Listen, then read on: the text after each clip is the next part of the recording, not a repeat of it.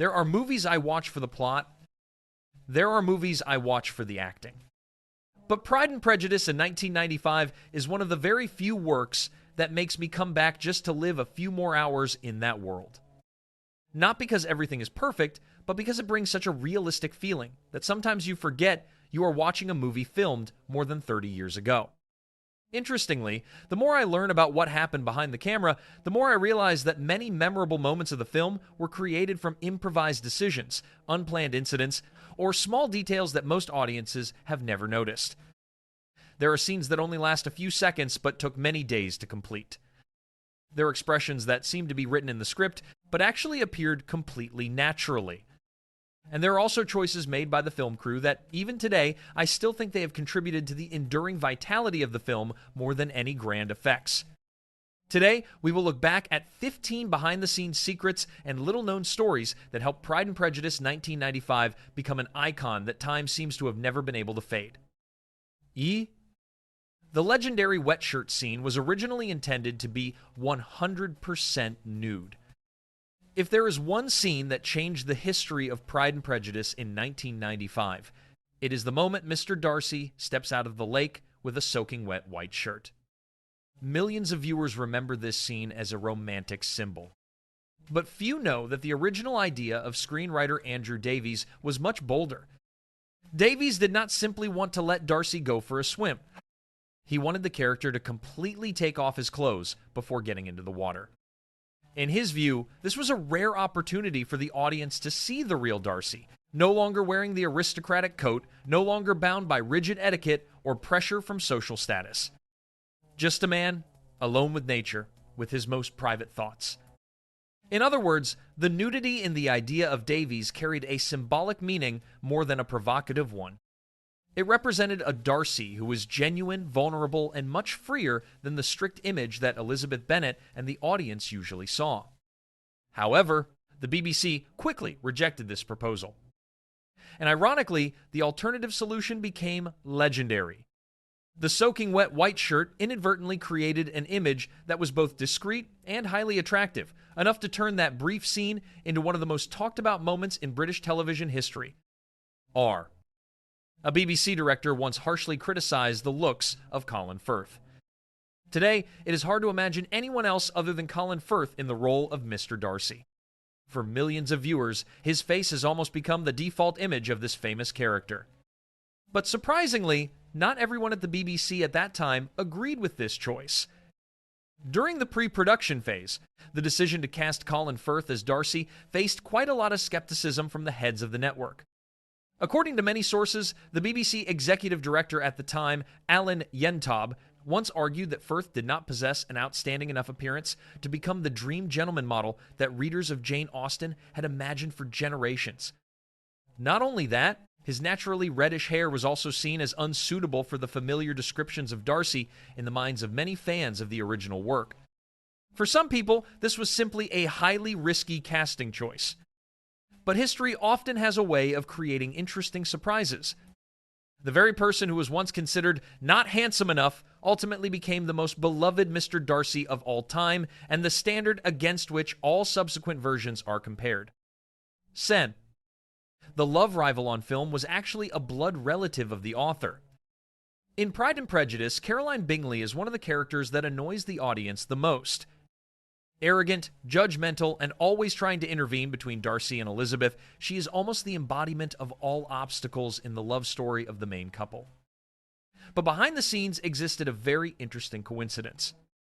The actress Anna Chancellor, who played Caroline Bingley, actually had a blood connection with the family of Jane Austen herself.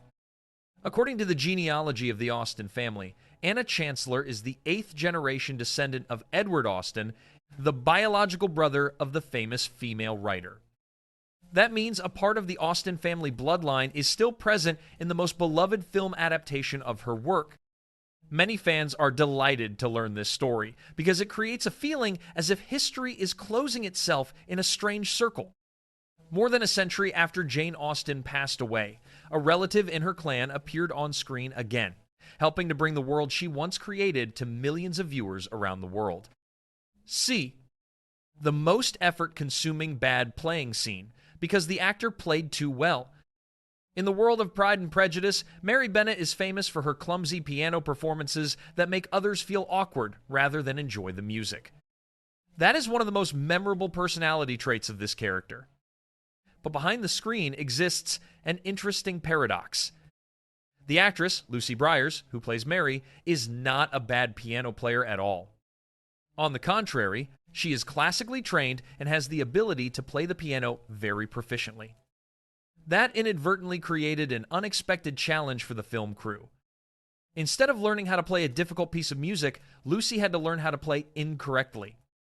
She spent a lot of time studying how a person lacking real skills would actually handle the keyboard, from entering the rhythm slowly, missing notes, to slightly awkward hand movements. It sounds simple, but intentionally showing clumsiness in a natural way is much harder than playing accurately. That is a great example showing that sometimes acting is not about showing your best ability, but about convincing the audience that you do not have that ability. Ooh! The romantic Mr. Darcy in the lake was actually a stunt double. Mentioning the famous lake scene of Pride and Prejudice, most fans imagine Colin Firth performing that entire romantic segment himself. But the truth behind it is much more surprising. Although Colin Firth participated in most of the scenes related to the lake, the dive headfirst into the Pemberley Lake that the audience sees on the screen was actually performed by a professional stunt double. The reason was not because the shot was too difficult or technically dangerous, but because of the water quality at the filming location. At the time the film crew was shooting at Lyme Park, this lake was warned to have a risk of containing wild disease bacteria, a type of bacteria that can cause serious illness to humans and is often associated with water sources polluted by wildlife. For the production crew, risking the health of the main star was simply not worth it. It is interesting to think that one of the most romantic moments in British television history was created in much less romantic circumstances. Behind the poetic beauty on screen were practical, cautious, and absolutely necessary decisions by the entire production team. Leo. The secretly hidden real-life romance of the main couple. Perhaps one of the reasons the love story between Darcy and Elizabeth became so authentic is because the emotions on screen did not come entirely just from acting. Throughout the filming period, Colin Firth and Jennifer Ailey quietly developed feelings in real life. Interestingly, both of them kept this secret extremely well. They almost never made their relationship public to the media, nor did they turn it into a topic of gossip on set. Many crew members did not even know that the main couple was dating. When looking back at the film today, many viewers still comment that the glances exchanged between Darcy and Elizabeth carry a very special feeling. It is not just the romance pre-written in the script, but also a natural feeling that is hard to put into words. Although their relationship did not last forever after the movie ended, what was captured on screen still retains its full vitality. That is one of the reasons the love story of Darcy and Elizabeth still touches the hearts of audiences after many decades. C. Being the inspiration that gave birth to the blockbuster Bridget Jones, the influence of Pride and Prejudice in 1995 did not stop at television success. In fact, the film also contributed to inspiring one of the most famous literary and cinematic phenomena of the late 20th century. Writer Helen Fielding once admitted she particularly loved this adaptation. When starting to build the male lead character in the book Bridget Jones' Diary, she took a lot of inspiration from the image of Darcy portrayed by Colin Firth. Even the name Mark Darcy in the story is an intentional reminder of the classic character of Jane Austen. What is even more interesting lies in what happened next. When the work was adapted into a movie, Colin Firth was invited to take on the role of Mark Darcy. This creates an extremely unique pop culture circle. An actor playing Darcy inspires a new character named Darcy and then returns to play that character. For many fans, this remains one of the most interesting and charming coincidences of British cinema. By being shelved for nearly 10 years before shooting. When looking at the resounding success of Pride and Prejudice in 1995, many people easily think that this project was given the green light from the beginning. But the reality is completely different. The idea of adapting the classic work of Jane Austen had been cherished by producer Sue Birtwistle and screenwriter Andrew Davies since the mid-1980s. The first drafts began to appear in 1986. They believed it was time to bring this immortal love story back to a new generation of audiences. However, the BBC did not think so. At that time, the 1980 television version was still quite familiar to the public. Many executives believed that making a remake too soon would be an unwise decision. Therefore, the project was put on the shelf for many years. But sometimes, waiting is the best thing that can happen. Nearly a decade later, when the time was finally ripe, the film was born, and quickly became the most beloved version in the history of Jane Austen adaptations. Jo. The massive costume recycling ecosystem of the BBC, one of the elements that makes Pride and Prejudice so appealing is the beautiful costumes. From the dresses of the Bennet sisters to the formal attire of the aristocracy, every detail helps transport the audience back to Regency-era England. To achieve that, the BBC invested a significant budget in designing and producing costumes. Hundreds of outfits were created with impressive historical accuracy. But the story does not end when the film wraps. Instead of storing everything in the archives, the BBC continued to utilize these designs for other historical projects in the years that followed. Observant viewers can sometimes spot a few familiar dresses or coats reappearing in other BBC films. This is a fairly common practice in the British television industry, where high-quality costumes are often reused multiple times. In a way, the clothes of Pride and Prejudice have continued to live many new lives on the screen. Sure, boldly breaking the original perspective with a series of male scenes. One of the most important creative decisions of the 1995 version is the expansion of the world of the story beyond the perspective of Elizabeth Bennet. In the original novel, most of the events are perceived through the way Elizabeth sees the people around her. That makes Darcy always carry a certain layer of mystery. The audience only knows what Elizabeth knows. However, the director and screenwriter wanted to go further than that. They actively added many scenes where only male characters appeared. Moments like fencing practice, horse riding, hunting, or private time at Pemberley help viewers better understand the real Darcy. These scenes were not simply created to increase the appeal of the film.